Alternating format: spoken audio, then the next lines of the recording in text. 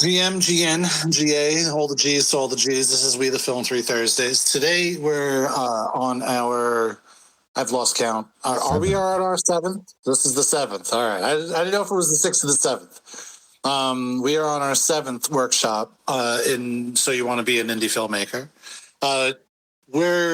We paired this one with the one previously in the sense that this is the point right after production and right before post-production, where post-production is, many times before you get to post, you understand what you have. And kind of something that I said during the ideation of this is when you're at the point after you've shot your movie, you have your movie, what you assume to be in the can. Your next steps to like really knowing what you're going to send to post is to analyze, understand, and improvise on what you have so far. And what I mean by that is something we'll go into during this workshop. But a lot of this has to do with that period in between, and to really grasp what that is like and what that is for each filmmaker that's making something, whether with AI, not AI, radio productions, even a theatrical play. Like, after you get your first dress rehearsal on a theatrical play is when you really know what is not working, as far as the next live performance. So all of these things that we're talking about have to do with making stories in a form to either record them, have them generated by AI, or perform them, however you want to do it. But yeah, so this is this brief period, but there's a lot that goes on in this brief period, and it's something I think we'll go further into. Yeah, let me add into some of that I think you can kind of look at the negative space around what you talked about as well. What isn't working and what is going to require maybe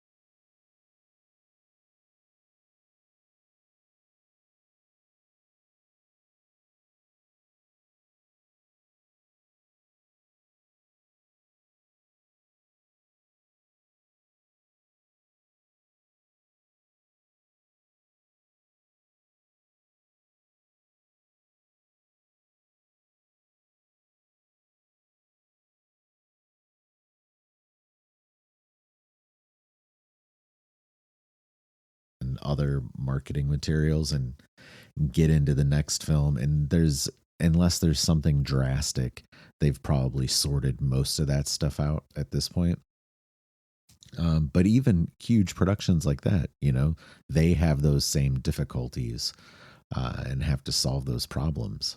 When they say you make a movie 3 times, they're really not kidding. You make the first time it's made, it's in a script form, and then from script to screen, or at least from script to camera, is a big leap.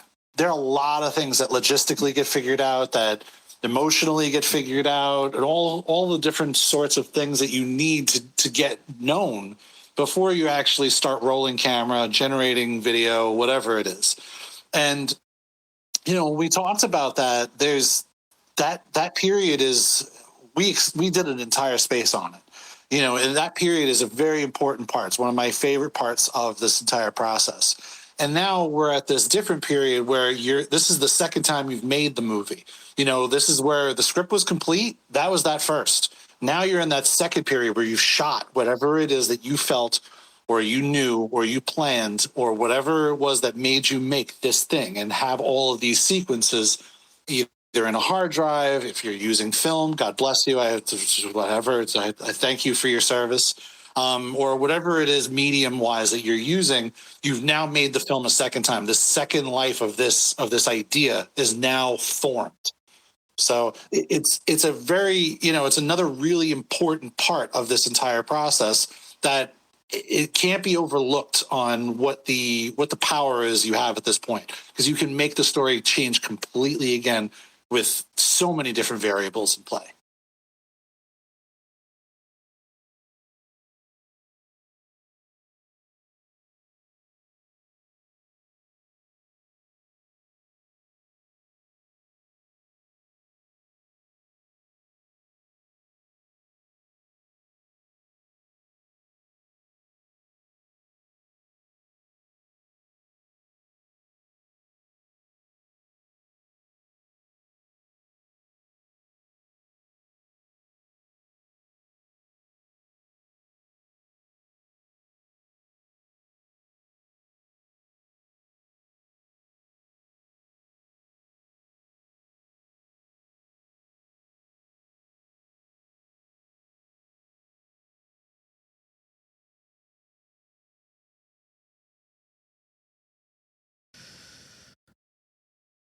don't know if that's always the case with all films, that you can be so the recipe can be kind of done in any sequence that you want, and that's sort of how we're approaching it there. But I do want to, before we necessarily get into the very beginning of the itinerary, what is the state of things for Detective Banana? Are we going to see a new episode next week? Yeah, we're at the period where it's 3 weeks of production is probably smarter than 2. Yeah. Only because as the characters expand, and this is something that's a limitation of AI video, is the amount of references that work in a single scene are very difficult to balance. And then as you even if you try and build it out, the more things that have to be replicated by the AI makes it more difficult. So I'm at the point now where I'm doing a really big episode where the big villain is kind of coming into the fray. And having that new character and established characters, it is giving the AI a real hard run, especially the way I have, Michael knows the way I'm having the main villain kind of be. It's making everything very difficult. But yeah, by next week, there's going to be an episode, and it's going to be different from what I was expecting, but it's going to be good. Yeah.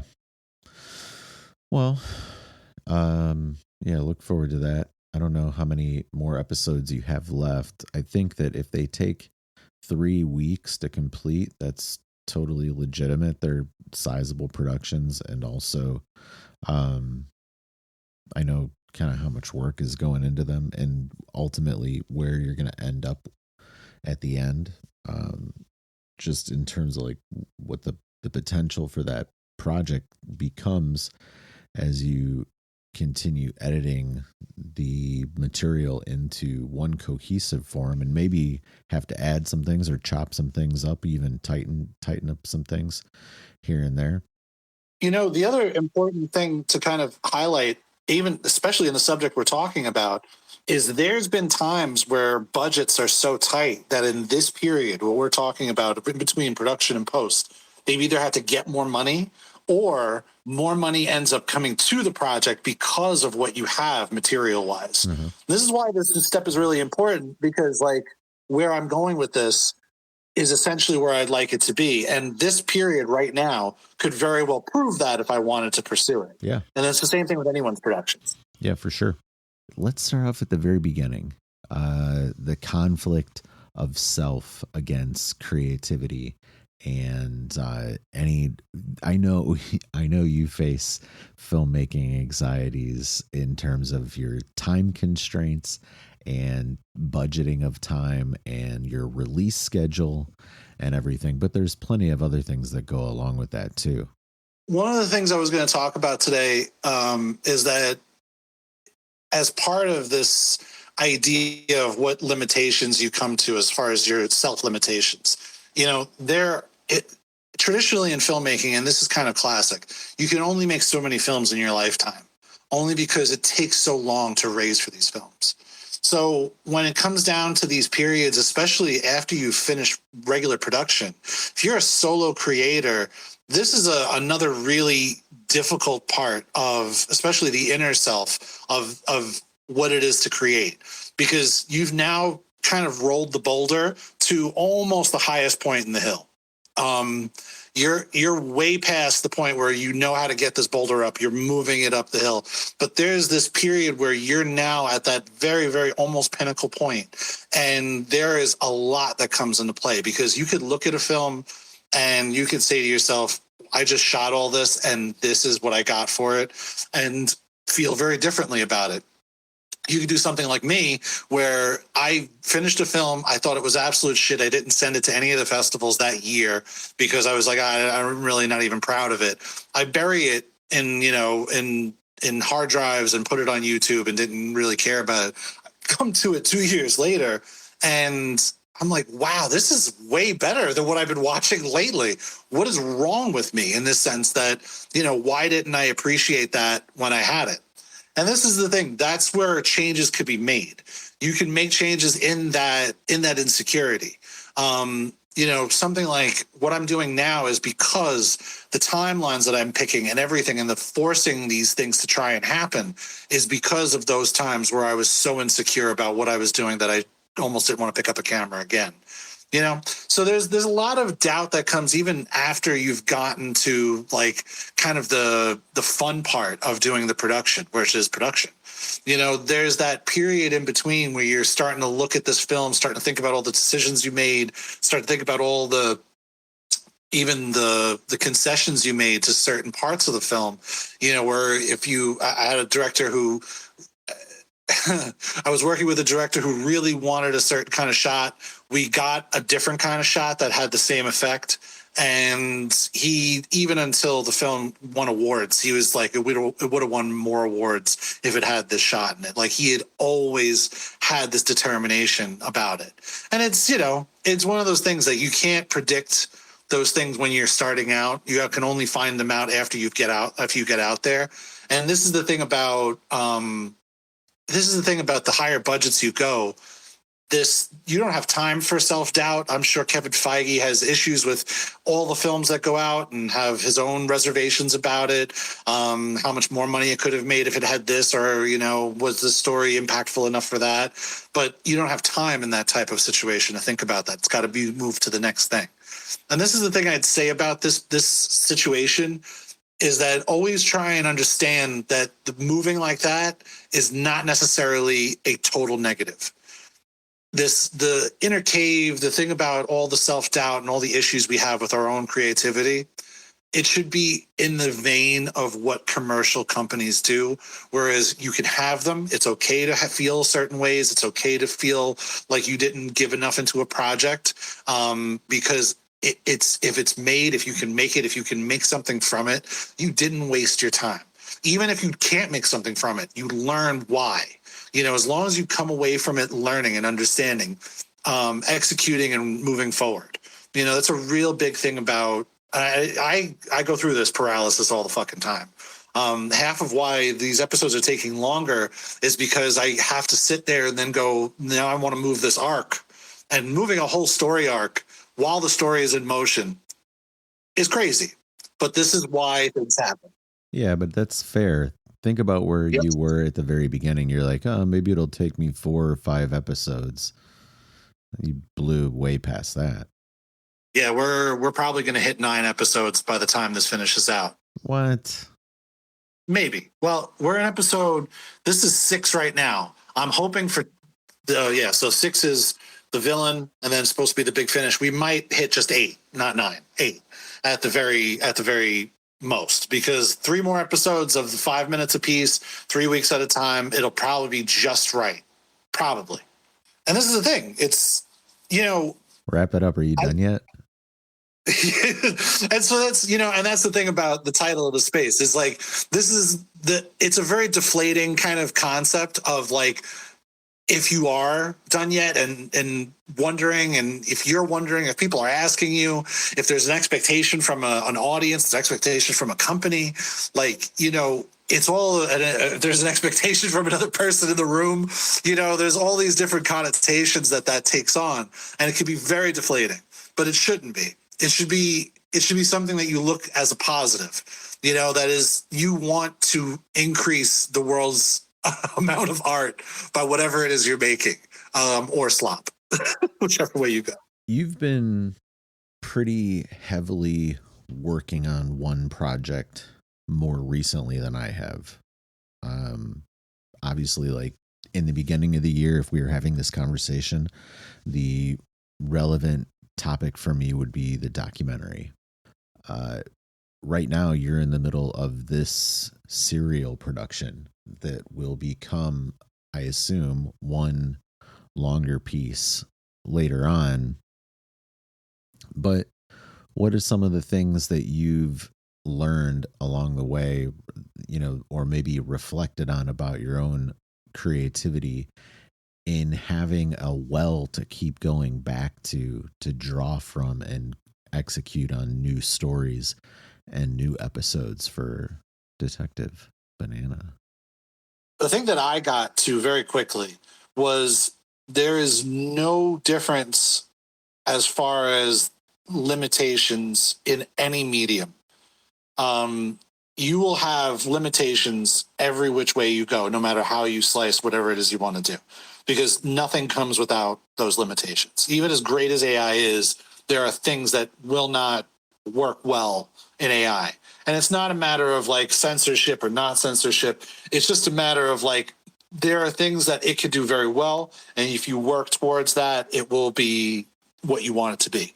Film, same difference. If you wear their cameras, there are all kinds of equipment that has a very specific way of dealing with them to make them work better, to make them improve. Theater, same difference. No matter what you do, there are limitations in theater, something you cannot do. If you ever want to take a real lesson from that, Spider-Man, forgot what the lead line was, but it was like Spider-Man in the Dark or something like that.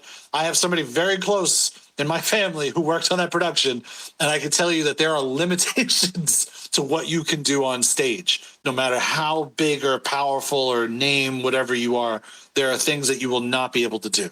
And so what I've learned in this process is embracing every single one of those limitations and working within them. And then as far as the AI is concerned, what I will be doing in the next thing I work on will not be as character heavy. Will be way looser, maybe 2 characters that are mainstay throughout the entire series of something, and everything else is transient. It's just that episode and that's it. Because moving from episode to episode does get really complicated, and as a long piece, it's going to be very difficult to like piece together and be cohesive.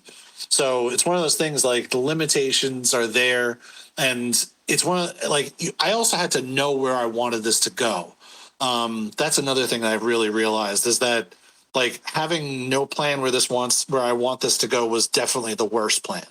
Like when I had no visual on where this would end up, it was very difficult to understand how much work I needed to put into it and why I was putting in that work. So I do think that with film as well, it's the same thing.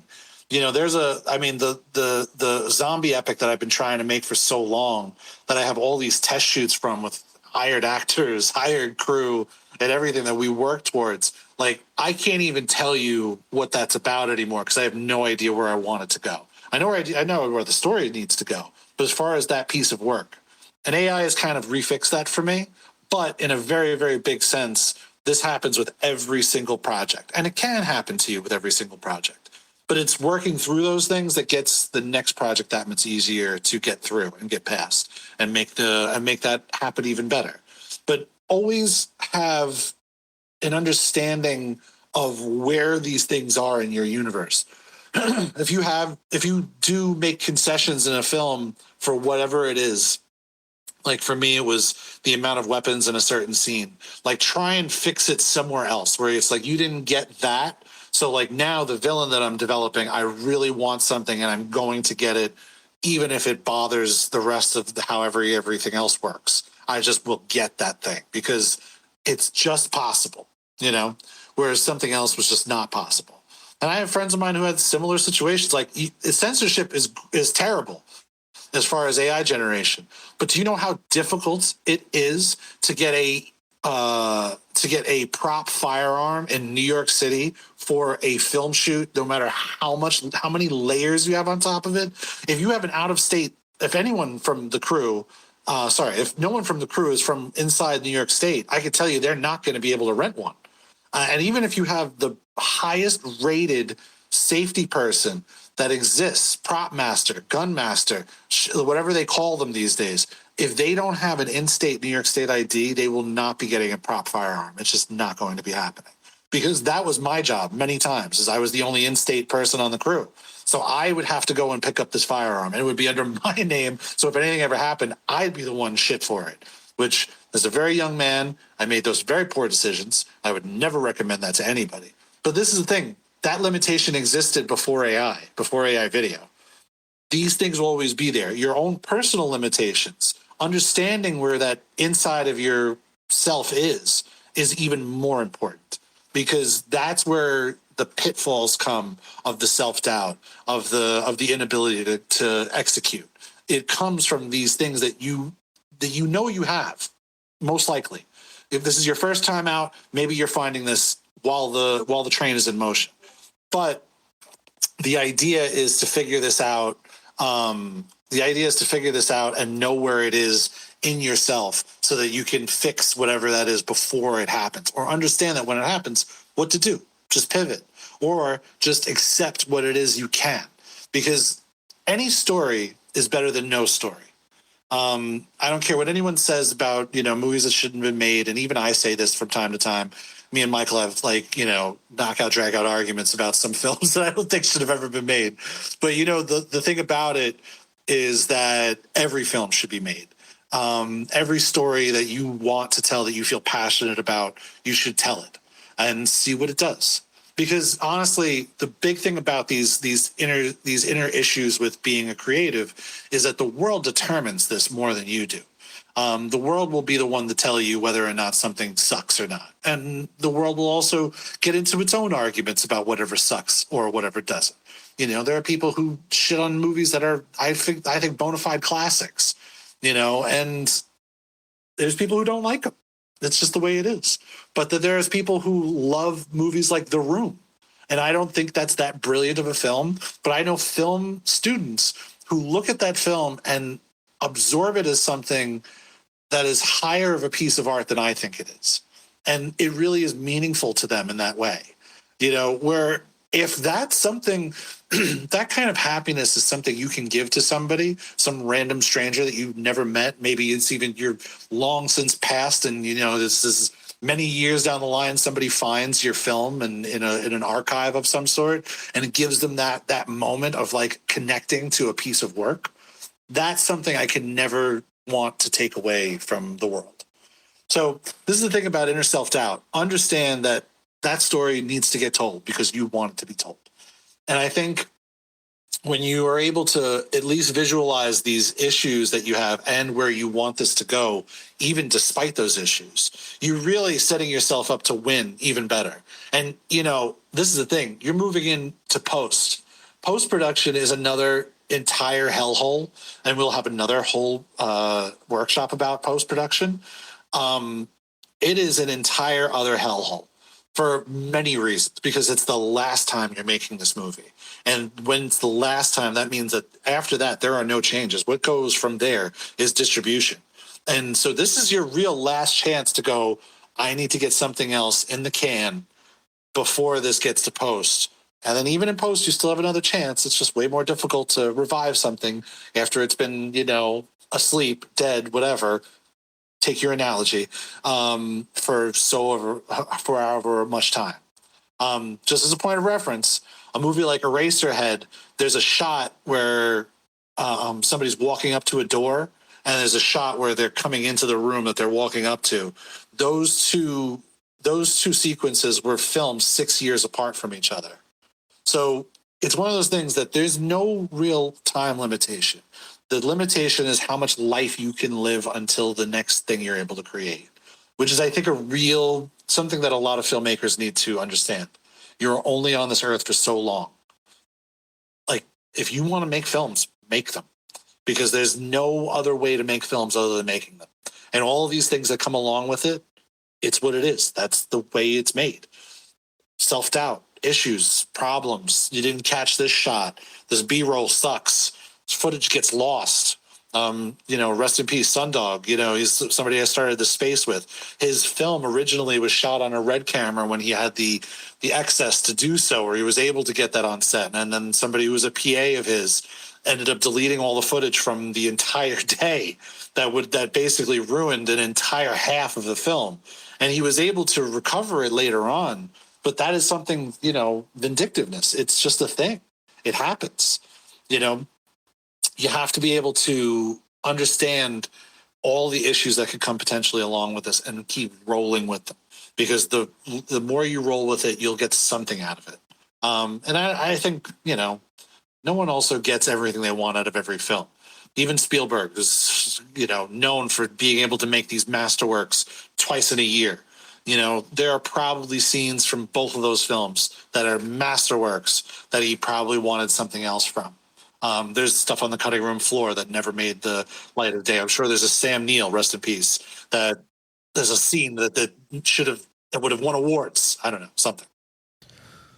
So let's talk about maybe when you think you'll be done, or what the next cycle of work is after you have completed the serialized release Sure. collection. Well, and this is the thing. The insight that I got from this is I never want to make a serial piece for at least the foreseeable future. Why? That's crazy. You've done really well with it. Yeah. But I would like to be one and done with a few things. Okay. You know, like there are stories that I think the Detective Banana, I remember writing the treatment, and that was always supposed to be a series. And the arcs that exist that I'm condensing into these, like, you know, couple of minute to 5 minute episodes, they do need something longer to tell those stories. Even what I have so far, it doesn't tell, like the villain that I'm pushing into now. I've been breadcrumbing since the beginning, but it should have been way more expanded. And it's something that maybe when the whole piece comes together, there'll be inserts that'll be put in to really get that story there. That's fair. And I think that the next thing I want to do to be one and done with, it'll be a 3-week production for a 5-minute complete story of its own, but a more contained version of something. You know, like I have a Golden Goose story that I'm developing on. What am I using currently for this? Using Love Art, although that might change because I don't know why, but things have to change sometimes. For reasons that if you're in the CPP, you probably know. But I'm currently there with that project. And like that project is going to be, it's about the Golden Goose. It's a really easy to contain story. It's something I should have made a long time ago. There's tons. I have tons. Years. I have tons of source material that's really good. Like, you know, a giant black red-eyed goose on a green screen background. Like, put it what out. the fuck Put out was the wrong animatic cut. Just release it. I know. But this is the thing about those insights is that after making this serial thing, I then just kind of tweaking things with these other like one and done projects. It's, you know, this is something I'd want to pursue only for a period of time till I get something that needs this attention. And now I'll know what that attention is. For this, I think that if you're going to convert it into the longer piece, you're going to end up spending some more time with it even after it's done. And then, you know, are you planning on putting it into competition? Are you planning on putting it into streaming? You know, what's the timeline for getting that work out there or submitted, or, you know, how long are you going to support it? Anything like that?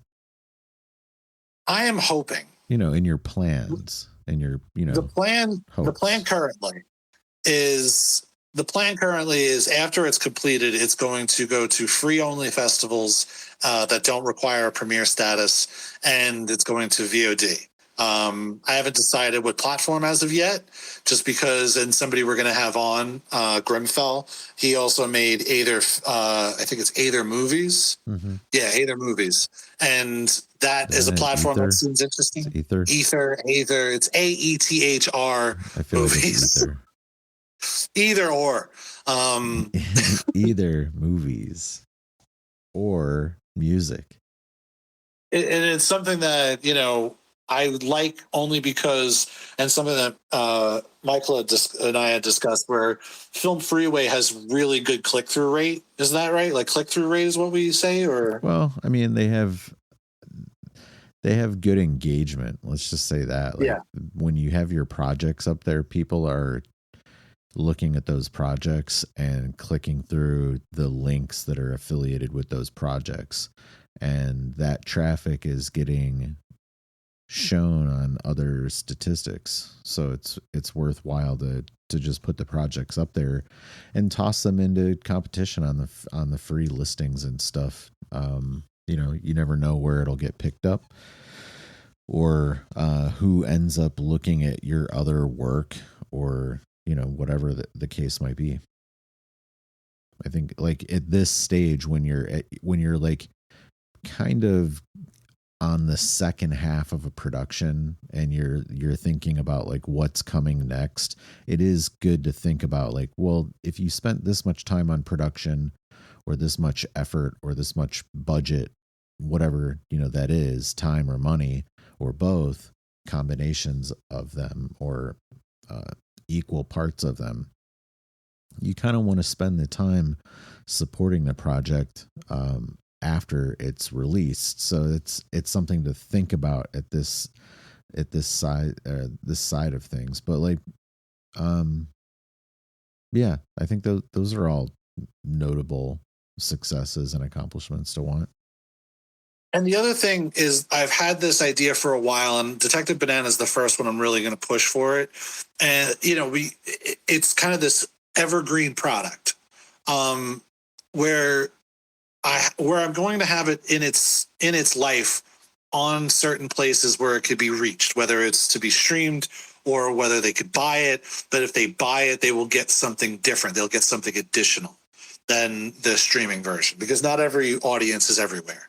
So, something that I really feel like this has the capability for is that evergreen content, only because I've been making t-shirts in universe of things that like Detective Banana says, especially things that I think are hilarious. I just put out an episode where there are a bunch of nuns with guns, and I think that's a great T-shirt, nuns with guns, and use some of the imagery from the short itself. There's a lot of different things that I would want to include with it, and in the society we're in, print on demand is a really broad thing. And somebody could not even be a fan of your of the IP and just see a banana with a rocket launcher that says "Get peeled, punks," and just like it because they just like it. There's a lot of that out in the world, and I think this is what like reflecting on what products that I could have done this with. Detective Banana seems strongest, but like Golden Goose, that's not. I mean, that might have like a VOD and like buy, but I'm not really going to go deeply into behind the scenes with if you buy it, via Gumroad or wherever other platform I have it on. That's like buy as a package type of thing. Like, it's not going to be that in depth, or at least I don't plan for it to be. It's good to do stuff on social. Exactly. And this is the other thing. There's so many other ideas about being present here. So this is why this period is also important, because you could take this time to start ramping up whatever marketing you want for ultimately whatever this project is going to be. And this is why I'm kind of in this period of trying to think about evergreen, because if I start doing that before the project makes it to its ultimate culmination, I'll have already prepped enough people that this is the direction it's going. And that if somebody wants to watch the whole thing, as one whole cohesive piece and then be a fan of it, you now have a second life on something that you just made. You're building up a larger piece from segments. I'm kind of doing a shorter piece, non-linear, and we have that animatic cut of it, and it has basically like little clips that were generated in the past. I think some newer tests, some stills, storyboards from years ago, and then it has audio placed from the audiobook production, the audio play that has like all the sound effects and stuff, pulled those over. So we're able to kind of like visualize in a very rough way the film and the runtime. I think that being able to synthesize the audio and video together, even in such a rough way as that animatic cut for that project, I think it really helps to start to see, what else you might want to do, what else is needed, just to see. Like, I was able to go back through the pictures and stuff and get some things together. I know I need to photograph, and then also there are some pictures that need to be edited digitally so they can be processed further, basically, in video. So little bits. and this is the thing that's interesting about this process too, is like for me and Michael to have this conversation about a piece of animation for his film.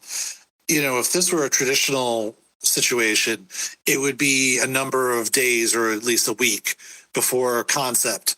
And then concept wouldn't even be animated. Concept would just be like idea, kind of things. Here's what could happen. Then it goes into animation, and that animation takes a certain amount of time, and then it goes into edits and this. More of what's going on now and the technology as it's progressed. And this is similar on set as much as it is in AI, because on set, there's like Premiere is, as much as it's a hog of memory and resources, you could run it on some very simple hardware. If you own a Mac, you could have iMovie run all of your dailies, because I don't think there's too much of a limitation on the codecs that they'll accept these days. So you can do this on set as well, where your dailies are pumped directly into your device that you have on set with you, and you're able to watch this happen right then and there. And I think that's the interesting thing about, and when we talk about synthesizing, you can synthesize scenes as well, like live as they need to happen. And it also helps in the post process when you're in this period, because it's like, oh well, maybe you didn't get it from this part of the day, but it's in this part of the day, and it's you had to make some concessions because the day changed. This happens, the sun moves, this happens, that happens, an actor gets sick, an actor leaves, an accident, and you can't do a certain thing.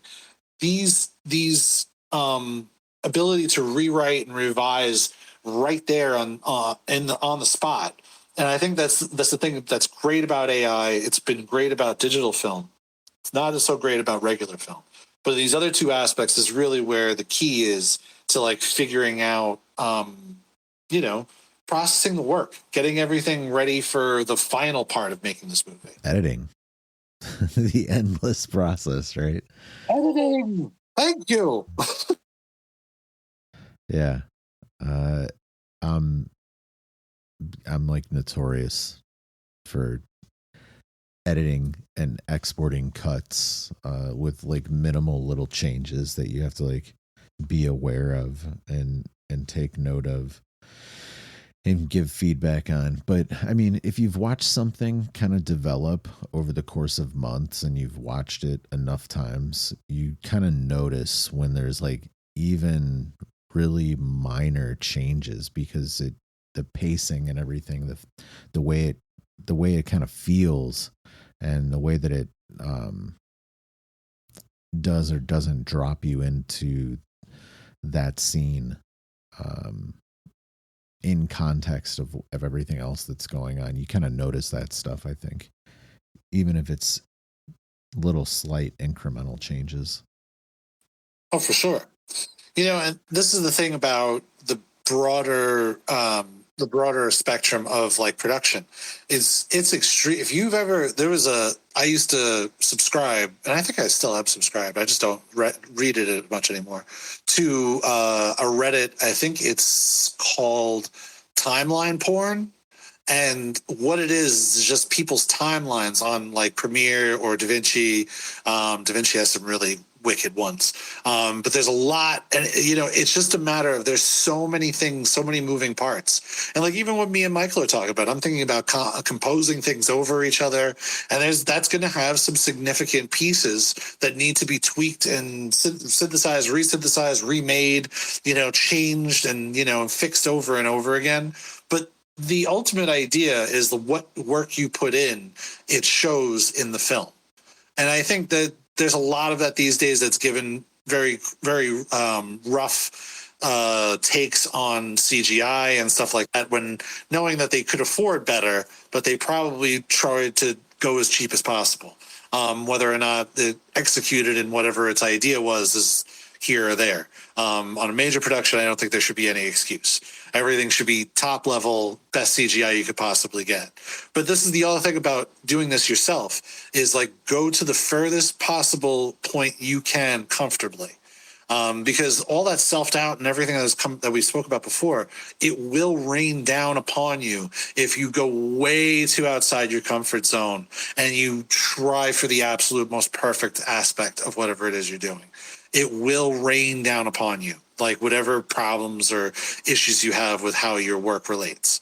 But that's the thing about these infinite tweaks, is there's a finite number of times you want to do this before you're like, this is as good as it's going to get. I need to get this out to the world so it just enjoys this thing. And I mean, strategies for me, like I'm way past having to have to put this 2-week booklet on GitHub, but the 2-week booklet, like, I mean, I might now make it a 3-week booklet, but it's one of those things that it made sense for me. And I use it, like I haven't used it in the last couple of days, and it's bothering me. And then every time I do open it, I'm filling in 90% of whatever I need to know, and then just kind of reading it over and going, all right, I don't even need to look at this again, because now I'm visually getting in the swing of things, which is where I want to be. And I think that strategy of giving myself that 2-week accountability, even if you pass it, it hurts. Oh God, does it hurt to pass that 2 weeks? But it's worth it to know why you have to do it, and why something has to extend longer. It also gives you reason to understand when things are delayed. I can tell you there's somebody who very painfully has to say that to themselves.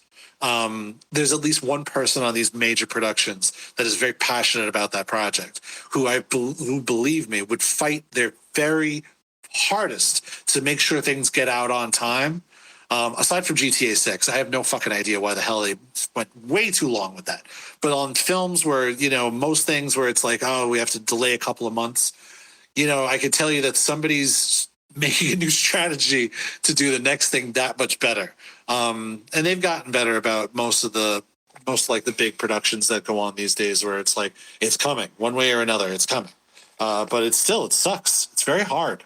And, just the same way that we talked about pre-production, where you go in with a plan, and most of the time you throw the plan out. This is the same thing when production ends. You now are dealing with the reasons and the problems and the outcomes of throwing that plan out or using that plan for the whole piece of the film. So this is where the compounding also hits hard, because then you go, why did I do that? Why did I throw that out? And this all is natural for a good group of people out there that are creatives. Most creatives I know, this is what we all do. God, I mean, even famously, like Quentin Tarantino, he had, I think, 75% of his first actual film done before he got Reservoir Dogs, the money for Reservoir Dogs. So there's a floating video out there of, I think it's called My Best Friend's Wedding, and it's Quentin Tarantino's actual first film. It's not Reservoir Dogs. It's nowhere close to Reservoir Dogs. There's some of the dialogue that you understand from Quentin there, but that was something that happened. He was done. You watch this thing, it's somewhat cohesive. It still needs a lot of work, but this is where strategies had to change. You have to throw an entire film out that you just worked on to go get the best thing possible for yourself. Because Reservoir Dogs was obviously the better choice. Whatever got him to, if he had any doubt, I don't think he did, but if he had any doubt, it was stupid after Reservoir Dogs came out, and it was just this absolute wonderful movie. I absolutely love Reservoir Dogs. But this is the thing about those strategies. Be prepared to throw them out. Be prepared to augment them at all, for all times. Because this is, you're building this thing in flight. Like it's happening as you're doing it. Even if you have a major production, things change very dramatically. I can't imagine being on the Imaginary of Dr. Parnassus and your main character dies. Oof. Like, not the actor dies. Like, you can't do anything. Yeah.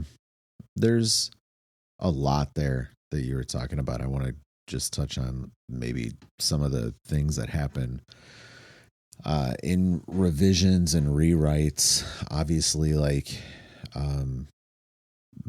it might even not be revisions or rewrites, just additions as you're working through rough cuts. Because, like, think about the documentary, the National Parks documentary. That was a collection of independent videos that I put together, and then kind of like tried to sort out how to make uh, it flow between all of the segments in one contained piece, you know. And not that was hard, because it kind of already did do that, but it became a much more conscientious effort to connect all that stuff together, and to make the movie have a kind of punchy beginning to get you into the first part, and then all the other exposition, you know, that occurs in the book, it's still in there, but it's fitted together a little bit differently,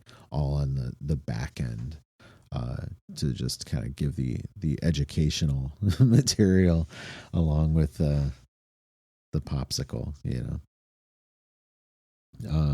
But all that kind of stuff, that's a revision of the material, you know. Not that it's necessarily a rewrite, but you do that as you kind of work through rough cuts, and like, again, like, that's shaping ideas, trying to get something more cohesive that makes sense, not only for the message, but the material and the goals. Like, for me on that project, the goal was to have 45 minutes or more runtime, and that was critical. That was an absolute must for that project, because of the, you know, the things I'm trying to do with streaming. And that's still in QC. In fact, that we're hitting 2 months it's been sitting in QC, but I have faith that, you know, it'll get past through that pretty soon. Whether it does or not, we'll see. But I want to believe that it will. So those kind of things, you only can kind of decide on that stuff and execute on that sequence of decisions as you're sorting through all the material. And again, like, for that project, I was lucky to have started with such a wealth of assets, in the photography and the video that I already had, and the audio book material, and it kind of sequence all that stuff together, and decide, like, okay, what needs to go, what am I missing, you know, where does time need to be massaged to kind of stretch things out a little bit more here and there. And I think it became cohesive over the course of the process of doing that. Hopefully, I mean, you saw it enough times.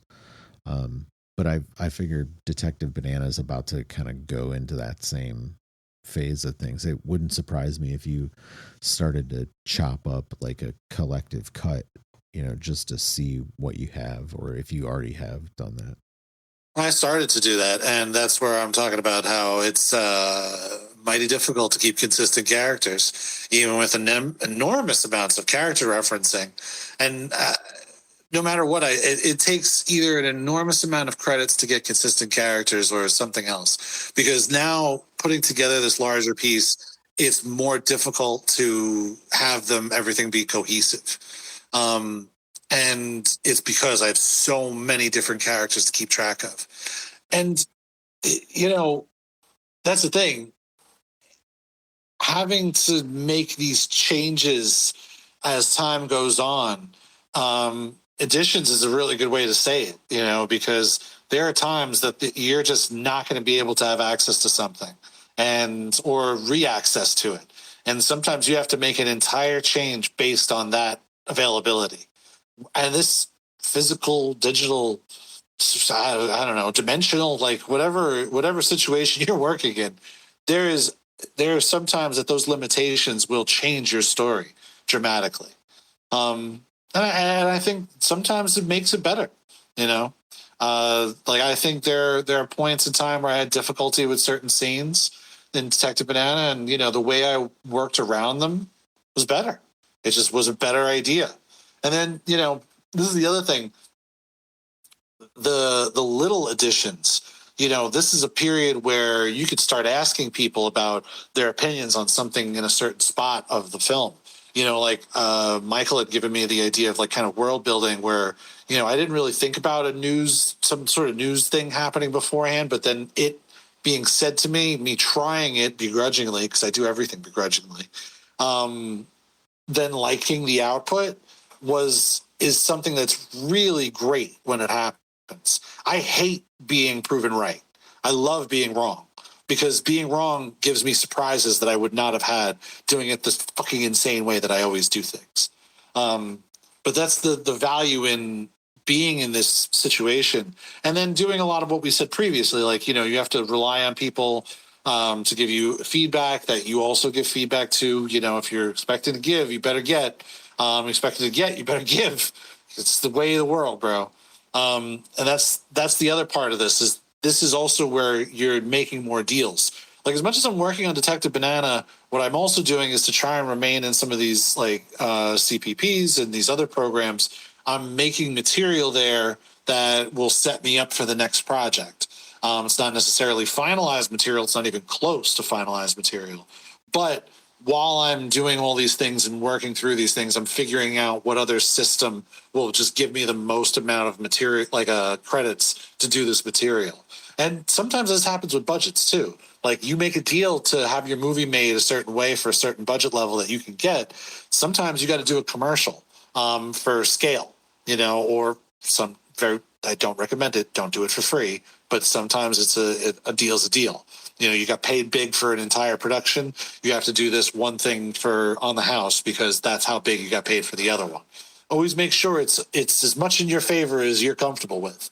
But this is the thing that happens in AI. It happens in traditional media, is that this is those times where those additions, revisions, that extra money, those deals where you need the extra money, those deals where you don't need the extra money and just happens to come to you. This is where it really gets kind of interesting, because you almost have a film right now. And this is the thing about how scary this is. You almost have a film. So things can go very wrong and you don't have a film.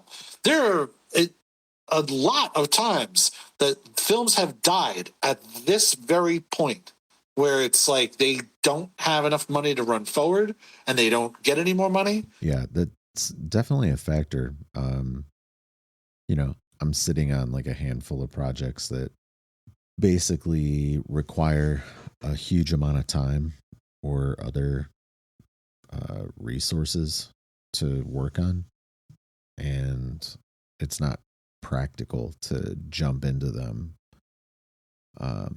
without kind of some dedicated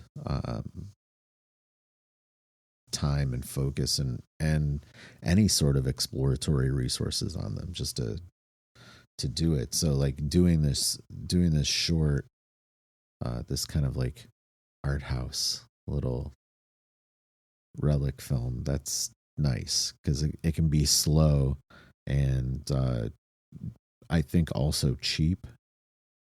It's not expensive to dabble around with the tools and put stuff together and see what's working and what isn't along the way. Absolutely. And I think that's the big value add in doing this way and understanding, especially with AI, it's just such a different pathway to even the same outcome. And then getting even, and then hybrid approaches, it alleviates so many other issues with the same problems that we've always had with, filmmaking and how things go. And, and as much as I don't want for large corporations to use this stuff, them using it is also not exactly a complete negative, because they're also finding ways where you can integrate more story or integrate more of the production faster. Even at that high level, being able to shave off a percent of a percent can mean thousands, hundreds of thousands, in some cases millions of dollars. And that gets more films to be made, hopefully, but most likely will end up going towards more pockets. But that incentivizes things too. If they can make the same film and make more money from it just because AI allows for something to be, something to get cut here, add there, that didn't cost as much here. Like The Uprising, an Andrew Garfield movie, is like playing in front of me. The preview is playing in front of me right now. And there's so many instances that are period film gets totally murdered in reshoots because it's a period film. You can't just go out and shoot it. It is a very, very meticulous thing to have to do. You have to pick locations that are, do not have anything in it. And then if you don't, this is the thing about why it's so much more powerful for us to be analyzing our films using every technology, because all the problems that exist in one place don't necessarily exist in two. Set designers are not really needed if you can get an AI background. Some AI backgrounds will look as good as what you could pay a lot of money for set designers to do, depending on what kind of film you're making, and what quality level you're at, or even how creative you are in your post-production, where you're able to do some really, really powerful things with post-production effects. There's a multitude of things that could come along with this idea. But most of the time, what I hope people get out of stuff like this is that it's all part of the scene. If you felt it, most likely somebody else has felt it. And you should just continue forward. Find your cadence, find your rhythm. It's a matter of, like, if you do that, the next part of this and the further you get into this production will get easier. Something interesting to be said about, like, all the additional material that's generated or created. If you have the audience that's really into it, they're looking for that behind the scenes material. They're looking for, like, the cut scenes or the just, I don't know, bonus hanging out cast and crew, or little things that maybe show the process or anything. They just love seeing it. And I know for myself, it's the same thing for things that I'm interested in. I like to see how it was done, how it was made, and, like, the people that were involved, and maybe how what is put on screen came about, how that developed over the course of, like, what they actually filmed versus what was done in post with special effects and stuff too. All that's interesting. But I think that all of that material, if it's not even going to end up in the final cut of the film, you could still use it for promotion and marketing materials or bonus content for people that are really interested, I guess, would be the thing I just want to repeat, to take advantage of all of the things that you're creating around a project. And again, like you were talking about merchandise earlier, this is, I think, hand in hand with that to a degree, but it's maybe even thinking about, like, some of the parts that you wouldn't necessarily consider out of the gate, or maybe you do.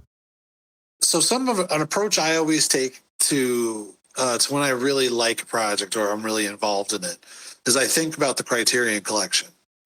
And the reason is because the Criterion Collection has no reason to exist. Like, every film that's in it has a reason to exist, but it is the utmost, like, it's everything about that film that I think you could possibly absorb about it. There's only a few that I've ever encountered of their collection that I would go, this is absolutely not worth the money, because it just doesn't have what others have. I personally own at least the Fear and Loathing in Las Vegas Criterion Collection box. That has an entire film shot by Hunter S. Thompson on it. An entire film. It's amazing. It's probably one of the greatest pieces of media I own, is that Criterion Collection DVD set, because there's so much on it that is so exceptional. And I think about that only in the sense that always try and approach a project that you really are passionate about with the Criterion Collection feel. Try and make as much of that as possible for whoever would appreciate it. Don't sink all your time and energy into it. but make it as fun for what you hope somebody gets out of it as it is for you. Like, and that's why I make T-shirts for Detective Banana, because I actually really like generating T-shirts, and I've gotten pretty good at it, where I don't even have to generate the text. I mean, I don't have to place the text anymore. I can just generate it with the text, get what I want out of it, really just make a couple of minor tweaks, and I have a really cool T-shirt that I could sell. And I have fun making them. I also have other things that are part of that I just had fun making, and I think they're fun as part of it. It's just like somebody would think that that's funny, because I think it's funny. And then, you hope it's not. And this is the thing. It's all research too. Like, this goes out and nobody buys it. Okay. Maybe the next one I won't spend as much time on it, or I'll do more of this and less of that. We'll see what happens. But this is the thing about where I think the cadence of film is going, or at least media is going, where if you're going to have your own kind of conduit of your material, your conduit should include ways of making money off that conduit. It shouldn't just be a one, you shouldn't just be making films. You should be making films that the films themselves are their own product that you're distributing. You should be figuring out how to completely give more, more experience. So in a really, kind of long-winded sense, it's just about giving more to the audience, and that criterion feeling, that feeling of like, wow, this person really took this time and effort. Like, I'm 200 shots. Yeah, 200 video gens into Detective Banana right now for the episode that's going to be a week late when it airs. It's not a week late. It's not? It's right on time. It will be right on time. This is what I mean. It will be right on time, but it's, 200 shots, and it's a lot of credits. I've already kind of edited pieces of it together, kind of started tweaking that. There's the timings that go involved. There's music that's still being processed that I'm tweaking. It's a matter of trying to make sure all the plates, if they're spinning, they fall at the same time and they all smash, and you can just get it out of there and move on. But that's the thing about where I think this is going, is that understanding these periods of your production will help you do more within those periods and understand where it's got to go. Because you really got to visualize the next step and get there, whatever it means. And you have to do this with yourself. I have lists that I just cross shit out. I'm just like, I'm not going to be able to do this. I'm not going to be able to do that. It will hurt. It'll feel painful. It does to me every time I do it. But it needs to happen. I cross out a date. I put a later date. It pains me deeply. But it's the thing that you need to make this for at least yourself first. Especially if you're not under any other contracted guidelines or anything like that, you have the utmost freedom to do this.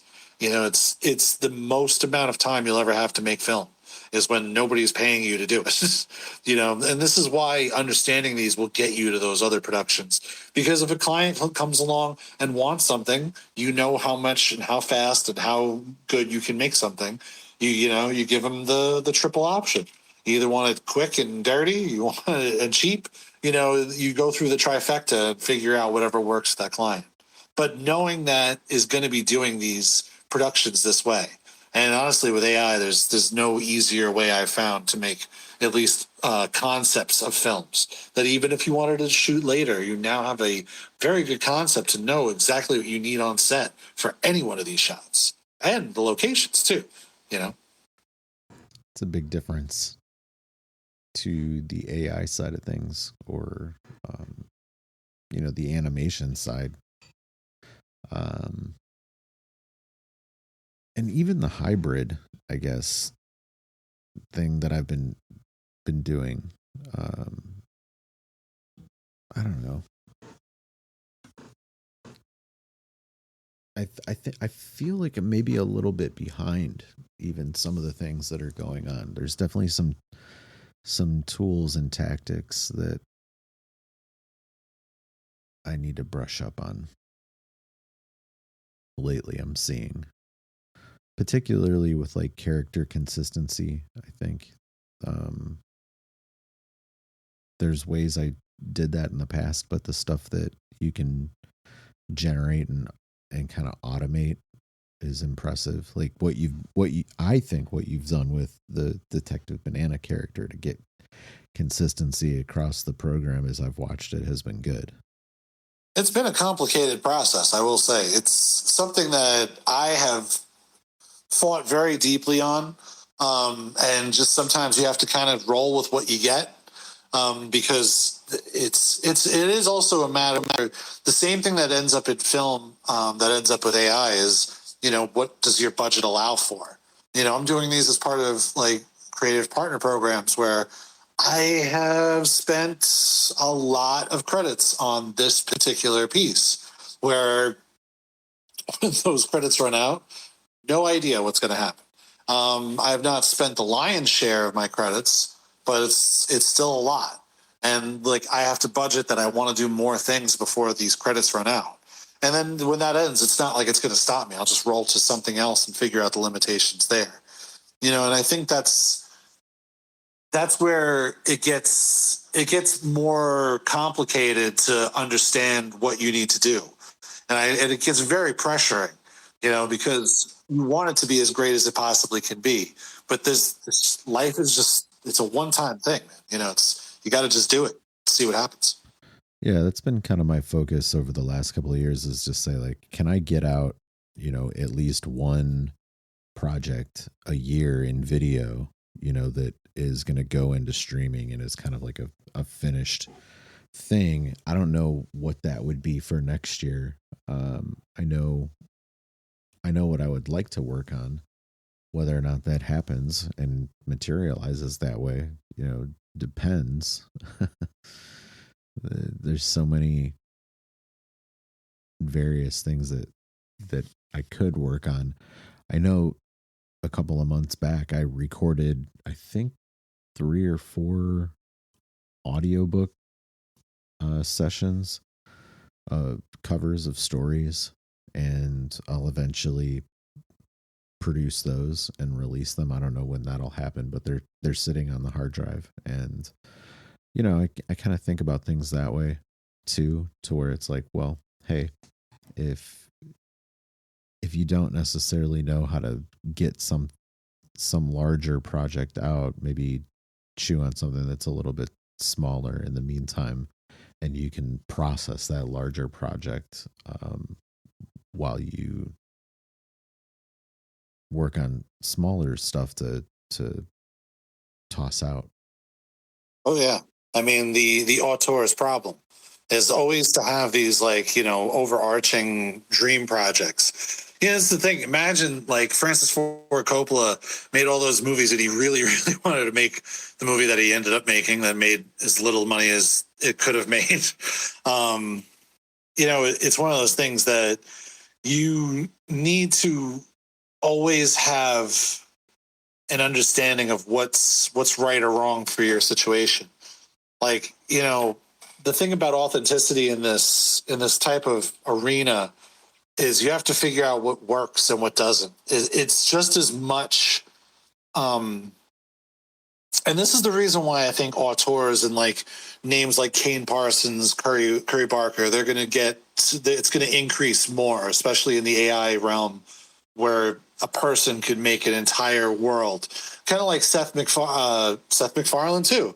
Todd McFarlane and Seth MacFarlane, both of them. They make these universes that really just come from them.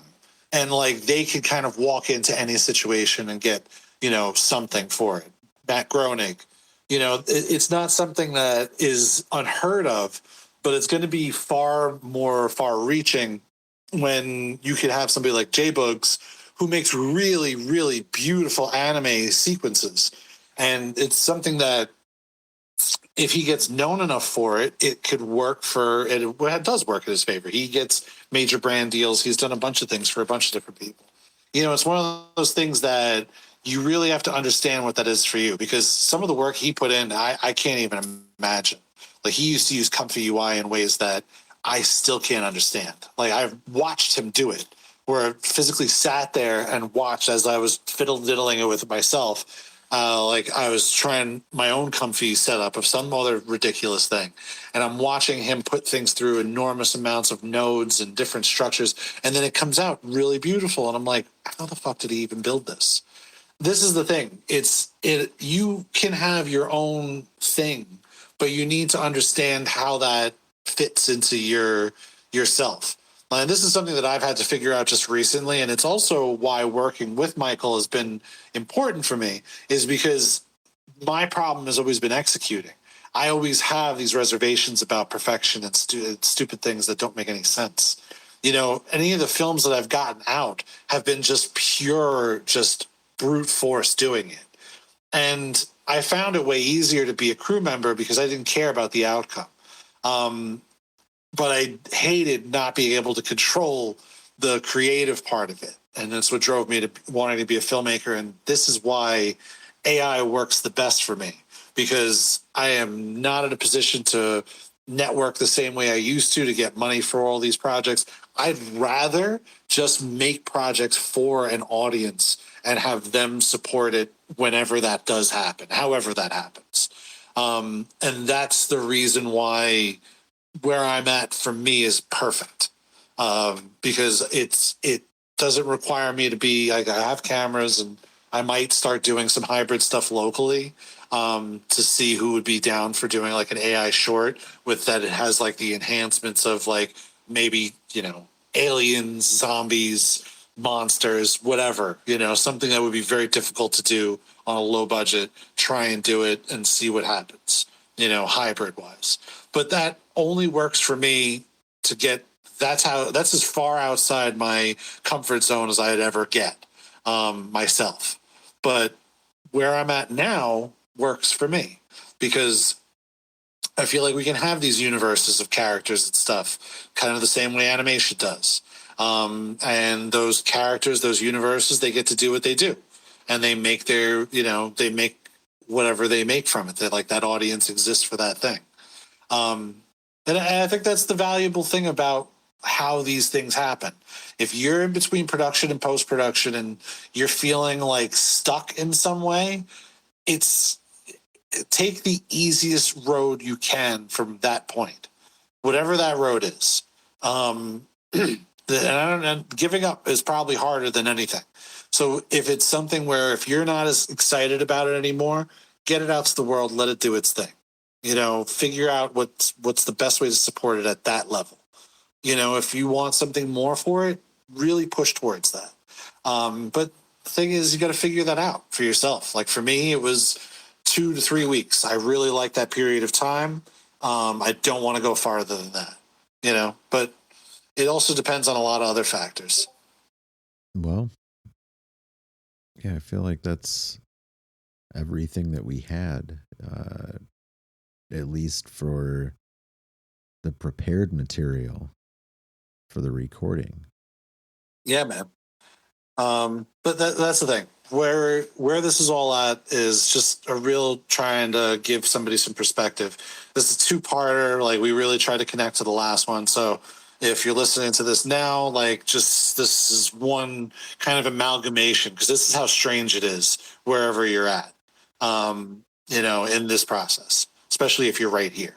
There's a lot of bad, a lot of good that could happen. So just take every step and just try and figure out what works. Do what works. Well, we the Film3 want you to have a kick-ass Thursday and have a great weekend. We're gonna these workshops we'll probably have another one sooner rather than later. In a month. 1 month. Yeah, no, less than a month, right? Sometime. Oh no, 14. August sometime. Yeah. But yeah, so thank you for listening. Anyone who heard today, I thank you Frontier for stopping in. But yeah, much love and have a great day, everyone.